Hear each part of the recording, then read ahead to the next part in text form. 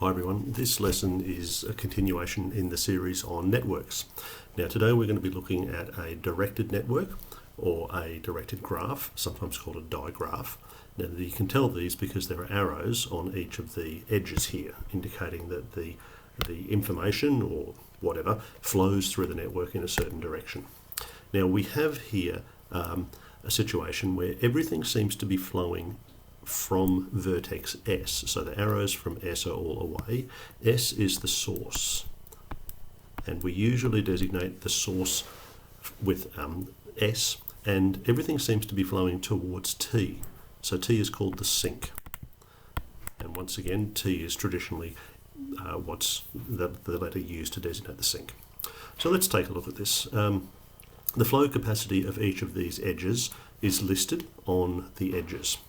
So we want to know the outflow capacity from the source. So we need to know that S is the source and flowing outwards is 10 plus 5 is 15 plus, so that's 30. And they said the flow capacity, it's water flowing through pipes, it's litres per second. So that's 30 litres per second. Simply add the numbers there for the edges flowing away from the source. The inflow capacity to the sink, so that would be a 5 and an 8 and a 19, all of those going towards there. So what do we get there? 5 plus 8 is 13 plus 19, that's 32 litres per second. The maximum flow into B. So I'll just take that one. So for there's node B, we have a 3 and a 5 flowing towards B. That one's flowing away and that one's away. So it's 8. 3 plus 5 is the maximum inflow, is 8 litres per second. The maximum outflow from B, there we go, the 8 and the 4, that's 12 litres per second. And the maximum outflow from C, let's go back to here. So that's in, that's the only one going out from C. It's 19. Now you would note, of course, that just because we have a maximum outflow from B here of 12, we can only have an input of 8.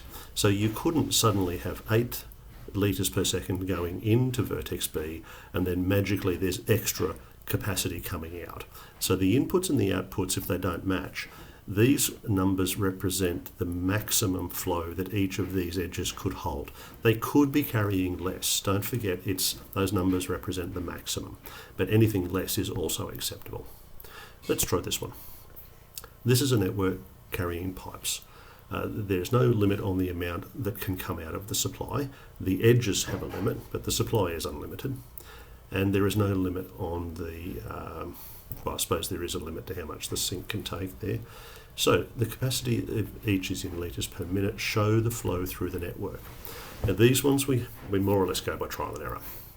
So let's just start by examining what would imagine, let's just imagine we have the maximum of 8 litres per minute out of 8 coming along this edge here to A. Now that's fine, we could have 4 litres out of the maximum 4 running along there, but there'd only be 4 left to come through here. So I show the actual and the maximum like this with it doesn't mean a fraction, it means I've got 4 out of a maximum of 5 running along this edge. Now what would happen once we got to the 4 that runs down here? I might highlight these edges as I'm drawing them so I don't forget which ones I've used. Now the 4 litres per minute running down here to point E, well let's just imagine all of that runs through there. I then have 4 plus 4 arriving at B, which means I have 8 out of 10 coming down here to the sink. And once it gets to the sink, it goes down the sink. It disappears. We don't get to see it anymore. Now we'll examine what happens down the bottom here. We've got 6 coming in at this point. So I think we can have a maximum of 6 there. Let's see. Let's imagine 2 of that runs from point C up to point E. That would only leave 4 So we would say here that this edge has residual capacity. It's only carrying 4 litres per minute. It has a maximum capacity of 10. So that's just another term you might come across, residual capacity. Now what do we do once we have this 2 running into here? Well, we can't go along that one, it's at maximum. We could send it all through here, or we could send some through here. It really won't matter what we choose to do. So for simplicity, let's put all of that 2 coming in here along that edge. Probably should have done that one in green to indicate that it was going, that's the end of it. Once it goes to the sink, it's done, it's gone. Now we still have this 4 unaccounted for, so it can't go the wrong way there. We would have to have 4 out of 8 running up there.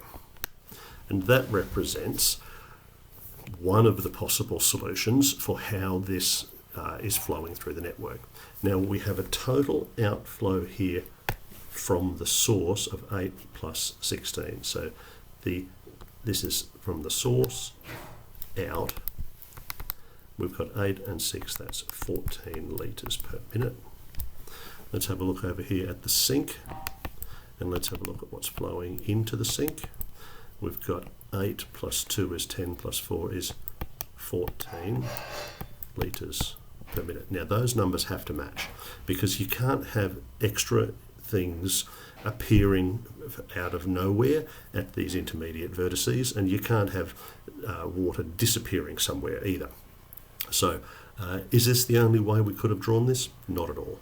We could have had many other ways of drawing this, and we still would have had a maximum of 14 coming in and 14 going down the sink. And that's a quick little introduction to graphs which are directed. Like I said, they're called digraphs for a directed graph. And we talk about capacity being the maximum amount that each of these edges can hold, but as we've just seen here in this example, they don't have to be at capacity. You can have some which are using less. So for instance, this last one here, we've got an actual flow of 4 litres per minute with a maximum capacity of 8. So there is some residual, some leftover capacity there. Okay, that's enough for now. Hope you enjoy that, and thanks for watching.